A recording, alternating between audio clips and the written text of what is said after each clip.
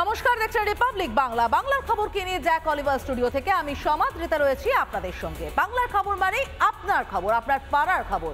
কোচবিহার থেকে কাকদ্বীপ, দার্জিলিং থেকে দীঘা, পুরুলিয়া থেকে পেট্রাপোল, আপনার অভিযোগ, আপনার প্রতিবাদ, আপনার কণ্ঠস্বর। বাংলার খবর কি এবং বাংলার সবচেয়ে বড় খবর, যেদিকে সববার নজর ছিল শুরুতেই, সে খবরে নজর রাখবো।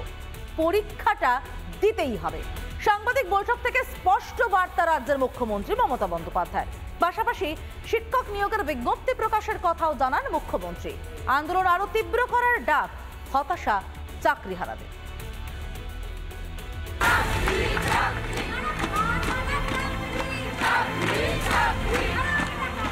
যে আমরা যোগ্যতা নিরিখে চাকরি পেয়েছি, আমরা কোনোভাবেই পরীক্ষায় বসতে চাই না। পরীক্ষা না হয়ে নোটিফিকেশন না দিয়ে আমাদের চাকরি ফিরে আনা যায়, সেই ব্যবস্থাটা করুক।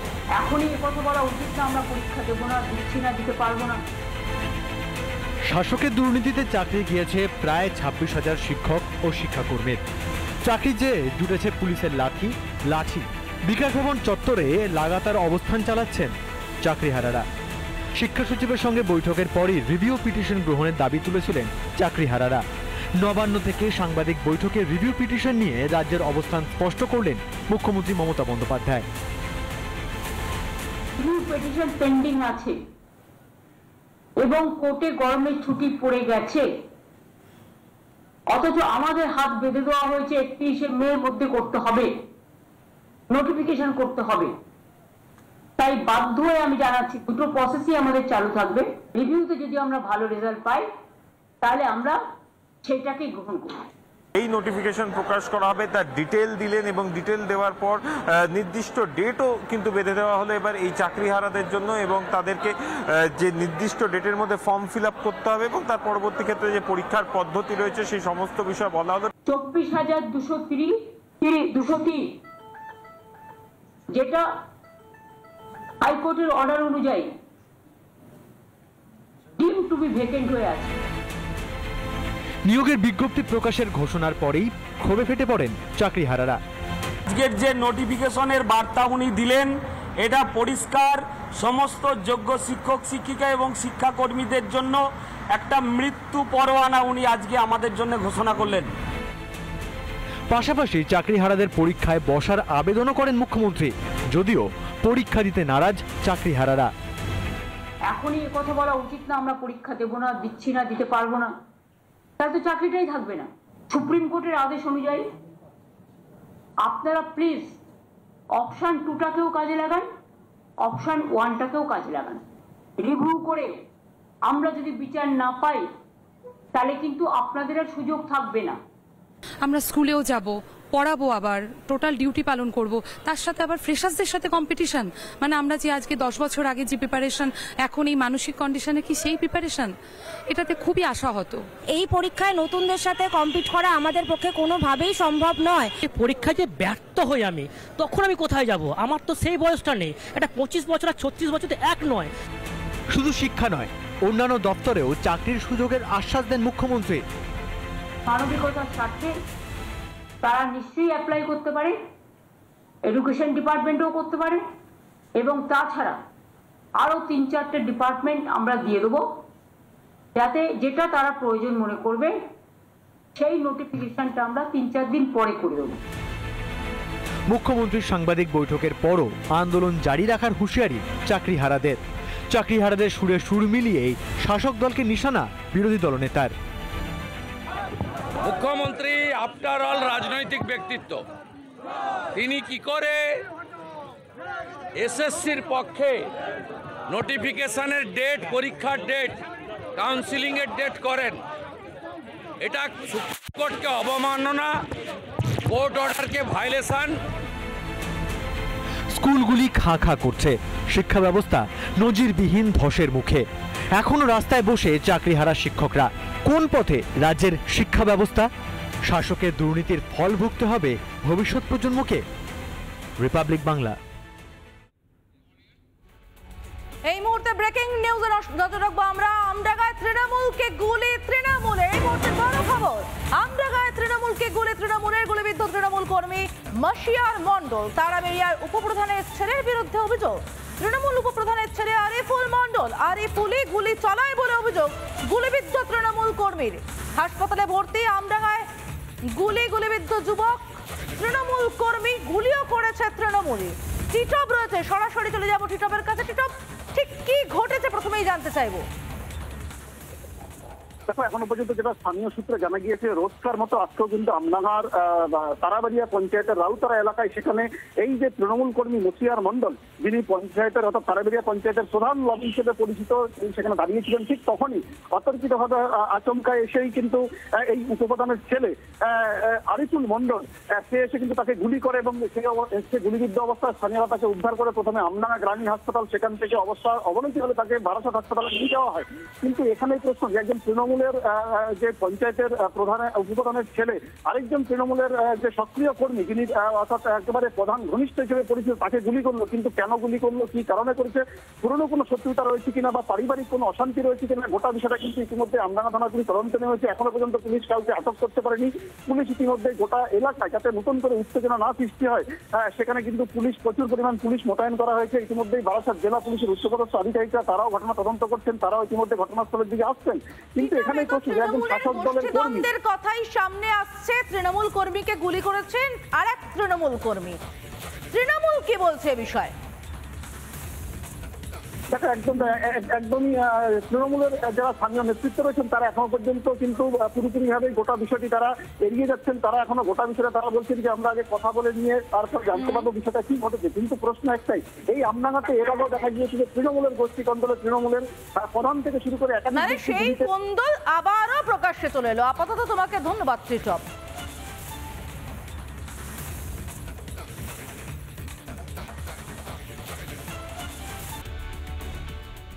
নজর রাখবো পরের খবরে। ফের স্বাস্থ্য ভবন ওড়ানোর ভুয়ো মেল। জানানো হয়েছিল স্বাস্থ্য ভবন ওড়ানোর সময় সীমাটাও। সোমবারের পর মঙ্গলবারও চিরুনি তল্লাশি চালানো হলো, কিন্তু কিচ্ছুটি পাওয়া গেল না। কোথা থেকে আসছে ইমেল? কেন প্রেরকদের কাছে পৌঁছতেই পারছে না মমতার পুলিশ গোয়েন্দারা?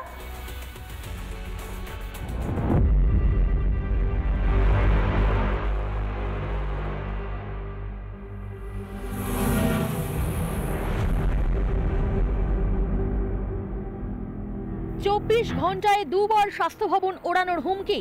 স্বাস্থ্য ভবনে নাকি RDX রাখা আছে, তাতেই নাকি ছাড়খাড় হয়ে যাবে সল্টলেকের স্বাস্থ্য ভবন। মঙ্গলবারও এলো এমন হুমকি ইমেল।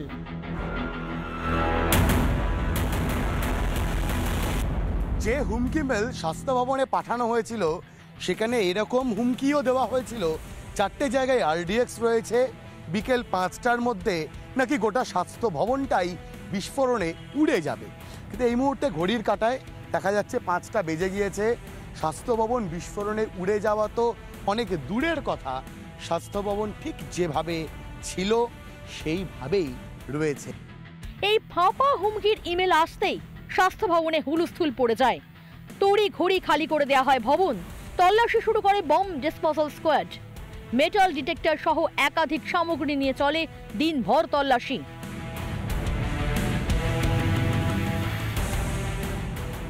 তন্ন তন্ন করে এই ইমেল প্রেরককে খুঁজে বেড়াচ্ছে, কারণ RDX বিস্ফোরণে স্বাস্থ্য ভবন উড়ে যায়নি, কিন্তু যেভাবে এই ভুয়ো ইমেল পাঠানো হয়েছে তাতে চাঞ্চল্য ছড়িয়েছিল। সোমবার IED, মঙ্গলবার RDX বিস্ফোরণের হুমকি। টার্গেট একই, স্বাস্থ্য ভবন। পরপর দুদিন ইমেল পাওয়ার পরও কেন প্রেরকের খোঁজ পাচ্ছে না পুলিশ?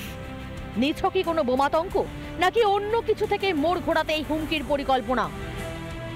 পিঙ্কি অধিকারী, ভাস্কর বসুর রিপোর্ট, রিপাবলিক বাংলা।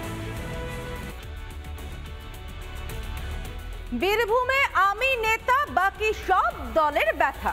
হ্যাঁ, দলীয় শীর্ষ নেতৃত্বকে যেন এই বার্তা দিতেই ময়দানে ঝাঁপিয়ে পড়েছেন তৃণমূলের কেষ্ট কাজল। কোর কমিটির হয়ে মিছিল করছেন তারা, কিন্তু কেউ কারো যেন ছায়া মারাচ্ছেন না। দল ভারীর খেলায় ব্যস্ত যুযুধান দুই নেতা।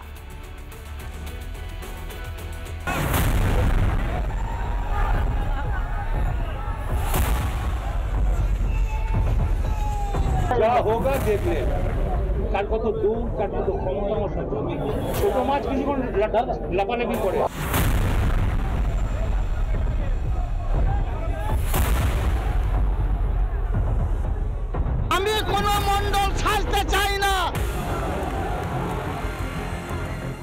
উন্মুখ 26এর বিধানসভা। বীরভূমকে হাতের মুঠোয় রাখতে রবিবার থেকে মিছিল শুরু করতে চলেছে তৃণমূল। কিন্তু জোড়া তাপ্পি নিয়ে যেন চলছে মমতার গড়ে দেওয়া কোর কমিটি। কোন মন্ডল সাজতে চাই না, আমি মমতা বন্দ্যোপাধ্যায় সৈনিক, মমতা বন্দ্যোপাধ্যায় সৈনিক হয়ে কাজ করব। 3 মহকুমা শহরে 3টি মিছিল 3 দিনে, কিন্তু তৃণমূল কংগ্রেসের কাজল কেষ্ট যেন এক বিন্দুতে মিলল না, কিছুতেই কোথাও দূরত্ব থেকে গেল এবং সেটা সিউড়িতেও আরও একবার পরিষ্কার হয়ে গেল। মিছিলে উপস্থিত থাকলেও একই গাড়িতে যেমন ছিলেন না তৃণমূলের দুই নেতা, তেমনই মঞ্চেও একসঙ্গে দেখা যায়নি। আমরা সবাই দলের কর্মী, আমরা সবাই মমতা বন্দ্যোপাধ্যায় সৈনিক। যার মাথায় মমতা বন্দ্যোপাধ্যায় হাত আছে সেই নেতা, আর যার মাথায় হাত নাই বুঝতে পারছেন তার অবস্থা। শুধু কাজল নয়, লালমাটির জেলায় কেষ্টও যেন স্বমহিমায়। সোমবারই অনুব্রতর নাম না করে হুমকি দিয়েছিলেন নুরুল ইসলাম, বলেছিলেন দলের ক্ষতি করলে রক্ত গঙ্গা বইয়ে দেব। আর মঙ্গলবার মিছিল শেষে কাজল ঘনিষ্ঠ নেতাকে জবাব ফিরিয়ে দিলেন কেষ্ট। পাগলের মতন কি বলছে তার জবাব তো আমাকে দিতে বাধ্য নয়। যেটা মন ওরা বলতে পারে। সেই যুব কংগ্রেস আমল যখন মমতা ব্যানার্জি যখন যুব কংগ্রেসের প্রেসিডেন্ট ছিল কংগ্রেস আমলে, তখন আমি জেনারেল সেক্রেটারি ছিলাম। রাজনীতিতে তখন দিয়ে কার কত দৌড়, কার কত ক্ষমতা আমার সঙ্গে ছোট মাছ কিছুক্ষণ লাফালাফি করে। একই সঙ্গে কেষ্টর গলাতেও ছিল মমতা অভিষেকের কর্মী হওয়ার কাহিনী।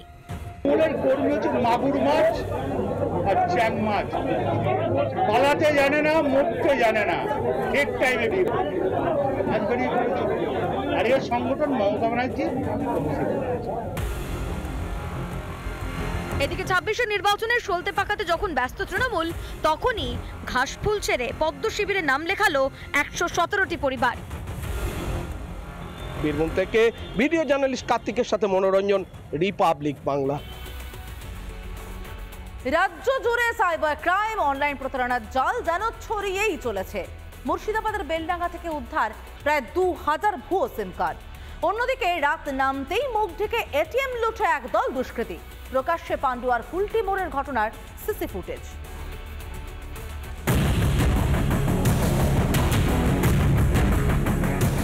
মুর্শিদাবাদ থেকে ভুয়ো সিম কার্ডের রমরমা কারবারের পর্দাফাঁস। মুর্শিদাবাদের বেলডাঙ্গার মধ্যমপুর এবং সেখান থেকেই কিছু দুষ্কৃতীকে গ্রেপ্তার করা হয়েছে এবং তাদের কাছ থেকে বিভিন্ন কোম্পানির প্রায় 1893টি সিম কার্ড উদ্ধার করা হয়েছে। ভোডাফোনের সিম হচ্ছে 358টি, বিএসএনএল 473টি, আইডিয়া 22টি, এয়ারটেল 262টি, জিও 68টি। সেই দুজনকে আমরা অ্যারেস্ট করেছি। তাদের নাম হচ্ছে মোমিন মালিক আর হোসেন মালিক। তারা দুই ভাই সম্পর্কে। ভিন রাজ্য থেকে কেনা হয়েছে এই সিমগুলি, তারপর সেগুলি ব্যবহার করেই খালি করে দেওয়া হচ্ছে আম জনতার ব্যাংক অ্যাকাউন্ট। পুলিশ সূত্রে জানা গিয়েছে বিহার, ঝাড়খণ্ডের বিভিন্ন জায়গাতে মোবাইল কিনে সেই সিমগুলোকে সেখান থেকে খুলে নিয়ে এসে অন্যত্র সেগুলোকে বেচা এবং অবৈধভাবে সেই সমস্ত সিমগুলোর নিয়ে কাজকর্ম করে যাচ্ছিল এই সমস্ত দুষ্কৃতীরা।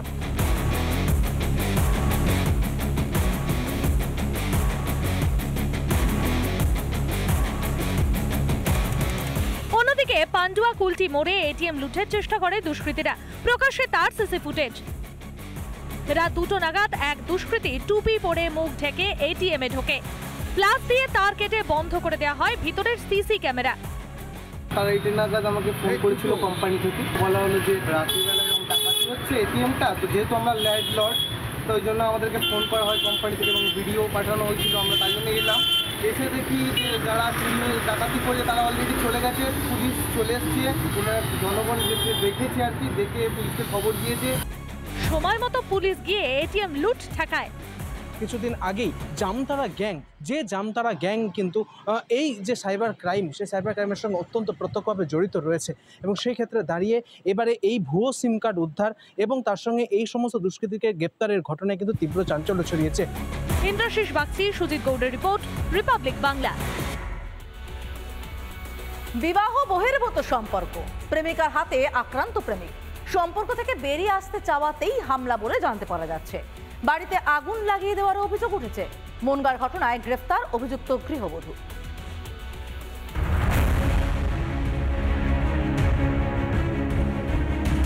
প্রতিবেশীর সঙ্গে দীর্ঘ 4 বছর ধরে বিবাহ বহির্ভূত সম্পর্ক, আর সে সম্পর্ক থেকে বেরিয়ে আসতে চাওয়াই হলো কাল। পরকীয়া সম্পর্ক থেকে বেরিয়ে আসতে চাওয়াতেই যুবকের উপরে অতর্কিত হামলা চালায় গৃহবধূ। কথাবার্তা বলা বন্ধ করে দিলে এবার সেই জন্য আমার উপরে এরকম চড়াও হয়। আমার উপরে রাত্রি এসে আমার উপরে কেজি দিয়ে আঘাত করে মাথায়, আর ব্লেড দিয়ে হাত কেটে দেয়। খাবারের সঙ্গে বিষাক্ত পয়জন মিশানো হয়েছে, যদিও পরিবারের সদস্যরা তারা টের পেয়ে গিয়ে কিন্তু সেই খাবার তারা খাননি, তারা অভিযোগ দায়ের করেছেন। আর আমাদের খাবারের মধ্যে ইঁদুর মারা বিষ দিয়েছিল। আমরা জানতে পারি যখন খেতে যাই সন্ধ্যেবেলা, খেতে গিয়ে দেখি ওর মধ্যে বিষ দেওয়া, দুধের হাঁড়ির মধ্যে সবজির মধ্যে বিষ দেওয়া। শুধু এখানেই শেষ নয়, ঘরে আগুন লাগিয়ে দেওয়ার অভিযোগ উঠেছে। তারপরে রাত মোটামুটি 1:30-2 নাগাদ এসে ঘরের মধ্যে আগুন লাগিয়ে।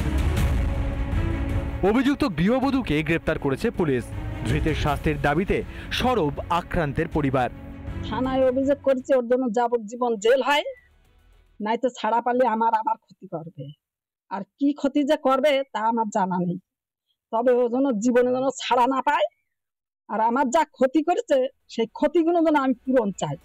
এই ঘটনার ঠিক মূল কারণ কি, আসল সত্য কি, সেই সত্য উদ্ঘাটন কি আদৌ শেষ পর্যন্ত পুলিশ করতে পারবে, সেই দিকেও কিন্তু নজর থাকবে আমাদের উত্তর 24 পরগনা থেকে টিটপ বিশ্বাস, রিপাবলিক বাংলা। এবার যে খবরে নজর রাখবো, ভারত পাকিস্তান সংঘাতে ইসলামাবাদের পাশে দাঁড়িয়েছে চীন। আবার ভারতের প্রতিদ্বন্দ্বী চীনকে সুবিধা পাইয়ে দিতে বেজিংকে সাহায্য করছে প্রতিবেশী বাংলাদেশ। পড়শি ইউনুসের দেশকে সবক শেখাতে ভারতে পণ্য রপ্তানিতে বিধিনিষেধ আরোপ করেছে মোদী সরকার। এই অবস্থায় জাতীয় পতাকা ও প্ল্যাকার্ড নিয়ে দেশের স্বার্থে সচেতনতা প্রচারে নামলেন কোচবিহারের ভবানীগঞ্জের ব্যবসায়ীরা। আর্জি জানালেন চীন ও বাংলাদেশ থেকে কেনা বেচা না করার।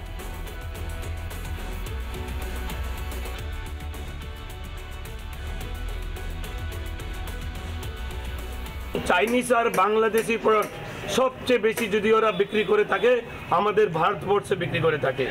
আমরা ওদেরকে এতটা কামাই দিচ্ছি এবং ওরা ওই পয়সা দিয়ে আমাদের সেনাবাহিনীর উপরে আক্রমণ করতেছে। এই কারণে আমরা চাইতেছি, আমরা যারা সবাই মিলে ক্রেতা এবং বিক্রেতা সবার কাছে অনুরোধ, আগামী দিনে আমরা চাইনিজ মাল কিনবো না, বেচবো না, আমরা বাংলাদেশি মাল কিনবো না, বেচবো না। আমরা দেশের ভিতর থেকে হয়ে চাইনার বাংলাদেশের বিরুদ্ধে। নানা ধরনের কন্টেন্ট দেখার জন্য লাইক করুন, শেয়ার করুন আমাদের ফেসবুক পেজ, সাবস্ক্রাইব করুন আমাদের ইউটিউব চ্যানেল। পাশাপাশি অন্যান্য ব্রেকিং নিউজের জন্য অবশ্যই চোখ রাখুন রিপাবলিক বাংলায়।